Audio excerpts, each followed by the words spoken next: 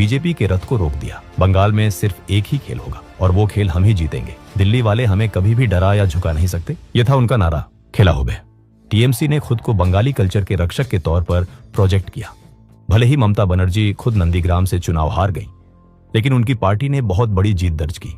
दीदी ने अपना तीसरा टर्म तो शुरू कर लिया, लेकिन इस तीसरे टर्म की नींव पहले दिन से ही दरकने लगी थी।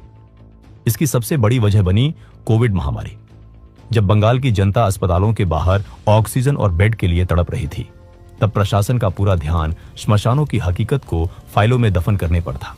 सरकार पर गंभीर आरोप लगे कि वो अपनी पॉलिटिकल इमेज बचाने के लिए जानबूझकर कोरोना से होने वाली मौतों के असली आंकड़े छिपा रही है। अस्पतालों की खौफनाक सच्चाई दुनिया के सामने न आए, इसके लिए मरीजों और डॉक्टरों के मोबाइल फोन इस्तेमाल करने पर भी बैन लगा दिया गया। विपक्षी दल, एक्टिविस्ट या कोई भी आम नागरिक जिसने सरकार से सवाल पूछने की हिम्मत की, उसे पुलिस की लाठियों और फर्जी मुकदमों का सामना करना पड़ा। ऑपोजिशन के नेताओं पर फेक न्यूज फैलाने के आरोप में तुरंत एफआईआर दर्ज की गई।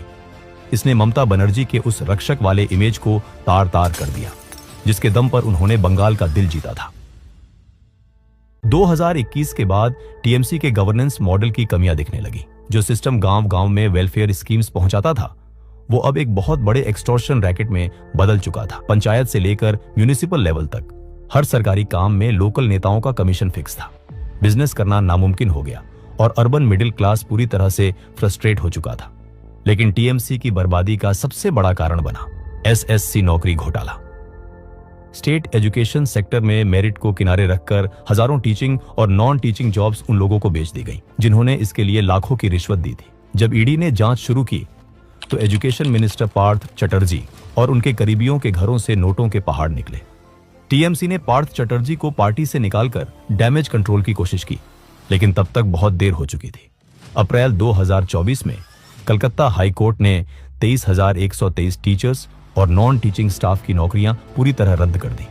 सरकार सुप्रीम कोर्ट भागी, लेकिन अप्रैल 2025 में चीफ जस्टिस संजीव खन्ना की बेंच ने भी हाईकोर्ट के फैसले को बरकरार रखा और 25,753 नौकरियां खत्म कर दी।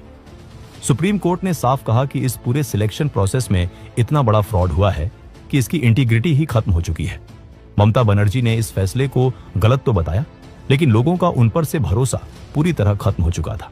जब एक के बाद एक घोटाले सामने आने लगे और नेता गिरफ्तार होने लगे, तो टीएमसी ने बचाव के लिए अपना पुराना हथियार निकाला। उन्होंने पूरे देश में ये नैरेटिव सेट करना शुरू कर दिया कि ईडी और सीबीआई की ये रेड सेंट्रल गवर्नमेंट का राजनीतिक बदला है। उनका ये डिफेंस शायद जनता के बीच थोड़ा काम कर भी जाता, लेकिन तभी सरकार से एक बहुत बड़ी चूक हो गई। जब ईडी की टीम अपना काम करने पहुंची, तो बंगाल पुलिस ने कानून का साथ देने के